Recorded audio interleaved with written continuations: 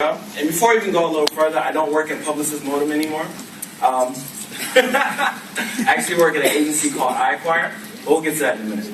So everybody got that? Because I'm going to go so fast. Just go like this when you got it. Alright, cool. Alright, so a couple disclaimers. One, I'm a programmer. Two, I'm an SEO Moz associate, so whatever biases you think come with that, I haven't. In this case, for once, or the second time actually, I agree with Matt Cutts. The ability to write code is pretty much a superpower in today's society. So there's no reason not to learn how to code. It's free. There's plenty of places you can do that. Go to Code Academy, you can learn JavaScript. Go to udacity.com, you can learn Python. They actually have a class where you can learn how to build a search engine. That's going to be really insightful for you. It's really easy.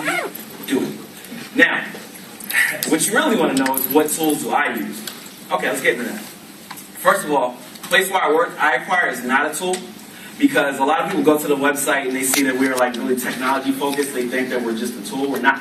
What we are is essentially an off-page optimization and content strategy operation. And Nate, put your hand up. If you guys want to know some more information about that, talk to that guy. All right, now tools. What tools do I use for on-page analysis? I can't live without Screaming Frog. It's awesome. You basically put in a URL, it crawls the whole site, and it gives you on-page metrics on every page. Scraper for Chrome. If you have a lot of stuff you want to pull off a given page, for example, in Follower Wonk, they don't have an export feature. You can just right-click something and it's going to scrape everything that's similar to it. HTTP Fox, which is for Firefox, a plugin where you can see the response codes on every page that you look at. PageSpeed plugin. PageSpeed is really important, as we all know. This gives you really explicit instructions about why your page speed is fast or slow, what you need to do to fix it, etc., etc. What other keyword research tools do I use? Well, this one is actually, I got to give a hat tip to Christine because she showed me how Yahoo Clues will give you demographic data per keyword, and I'm really into keyword level demographics. I'll tell you a little bit more about that in a minute, but this is really awesome. You put in a keyword, it gives you all the traffic data and also who is actually searching for it. Keyword Eye is a visual tool. You essentially throw in a domain name, and it's going to give you all the keywords that it thinks you should go after. And it also gives you a visualization of it as well. And there's another piece of it that will search Twitter and give you keywords as well.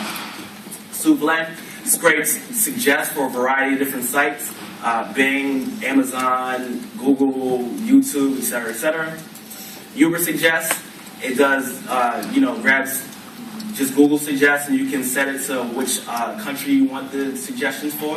And it has an export feature. Scrapebox. We might have already heard of this. It's kind of a black hat tool, but it does have white hat applications. There's a post on my blog that talks about how you can get hundreds of long-tail keywords in seconds. SEO Gadget, Steven's coming, they actually have this Excel plugin that uses the AdWords API, and you can grab all your keywords without ever leaving Excel. How do I come up with content ideas? I actually built a tool called GoFish. What it does, you put in a keyword, it scrapes Twitter, and it gets the past 200 tweets with that keyword in it, and finds other keywords that happen with that keyword. So how would I use that? In this case, I put in Michael Jackson. This was during his doctor's trial, and it gave me Michael Jackson, Jackson trial, and South Park. Boom. I can I can illustrate the Michael Jackson trial using South Park characters. And then I have the people that have tweeted all these words, and I have an audience so I can fire this link bait off to. Again, SEO Gadget has a tool that's similar to this. What it does is it pulls things. It's a Google Docs tool, which pulls a lot of different things from Google Discussions, Google News, Bing News, etc., and finds all the things that are happening right now for that keyword. And then, this is one of my secret weapons. There's actually a demo in the Facebook recommendations section of the API where you can put in a domain name and it'll show you the most popular content for that whole domain. And what you have to do is extend it to 1,000 pixels, so it'll show you up to 20, really popular pieces of content for that site. Okay, now what type of magic can you do in a spreadsheet? Well, Niles Bozeman, I always say his name wrong. I think it's Niles. It's either Niles or Niels. He has this tool called SEO Tools for Excel, and essentially you can scrape any site for a bunch of different data points right in Excel. You can also do this with Google Docs with import XML. On this slide, there's also some cookbooks for different things you can scrape, like Quora, ranking, etc., etc. How do you get actionable info out of a link profile?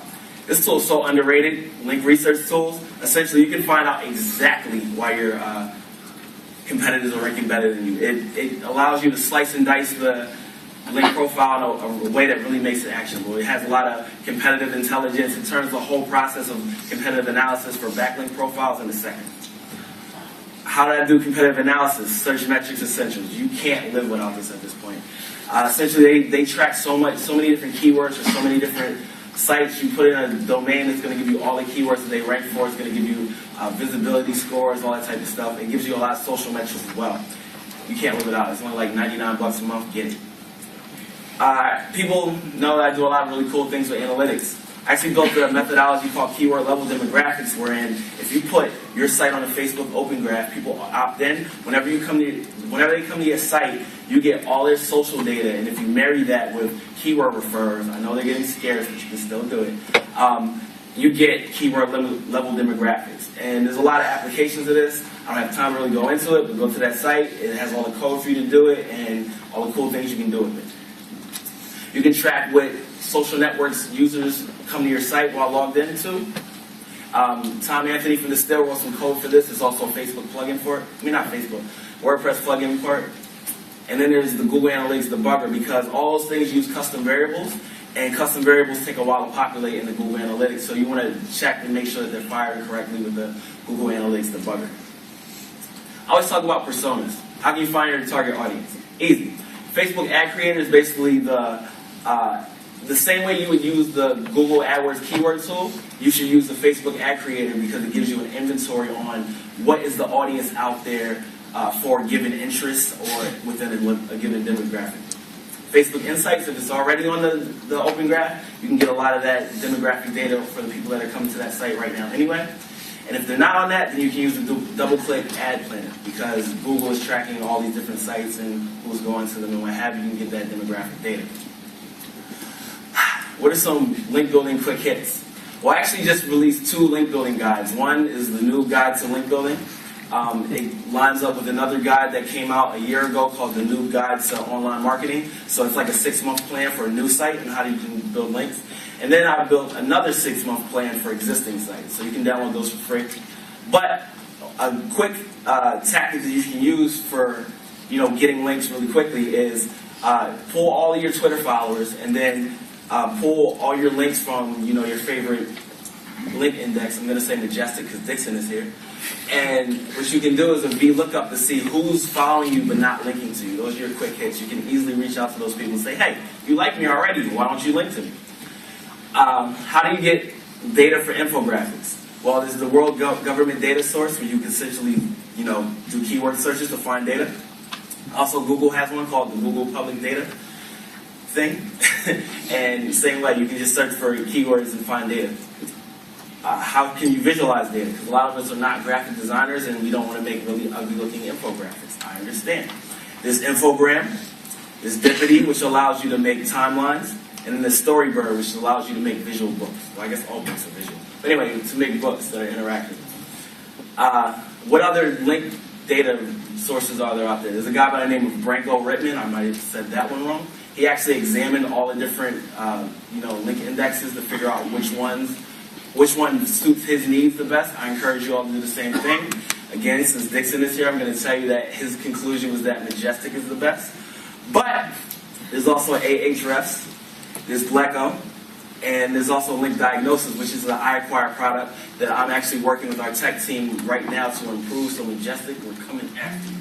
And we're also launching something pretty soon called the Broken Link Index. I don't know if you guys know about broken link building, but essentially it's like you find a resource that a lot of people link to that no longer exists on the web, recreate it, make it better so it's not duplicate content, and then just reach out to all those people that are already linking to it to update their links. So we're building an index where you can easily figure out what those resources are. So you might want to sign up for that because it's really easy to use.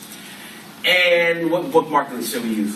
Well, Tom Critchlow from Distill also did a really comprehensive thing on what bookmark lists there are that you should use for SEO. Check out that post.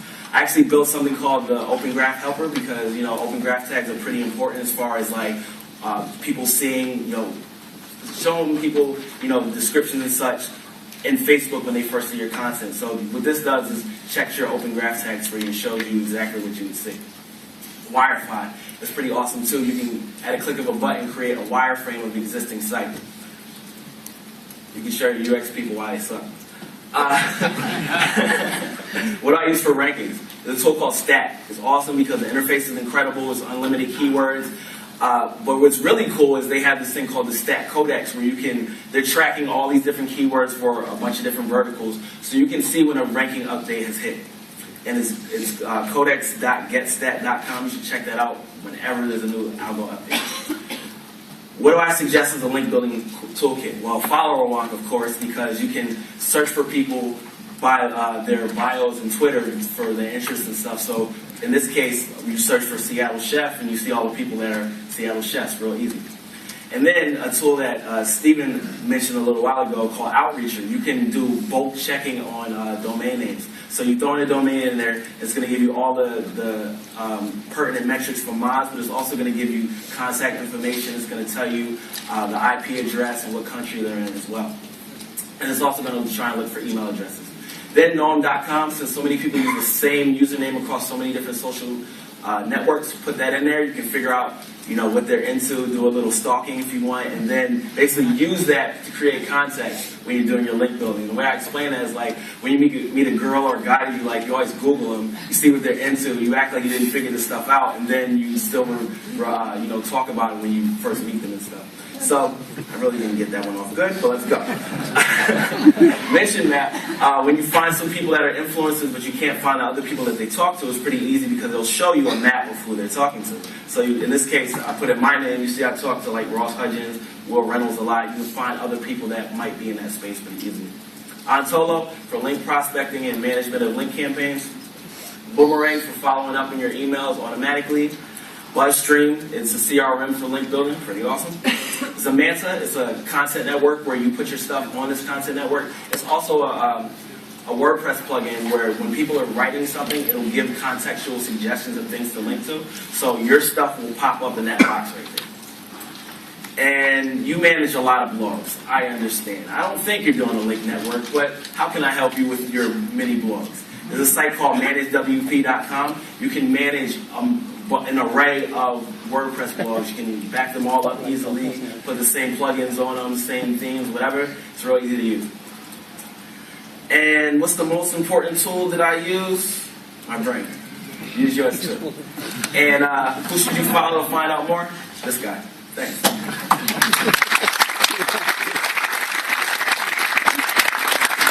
Thank you.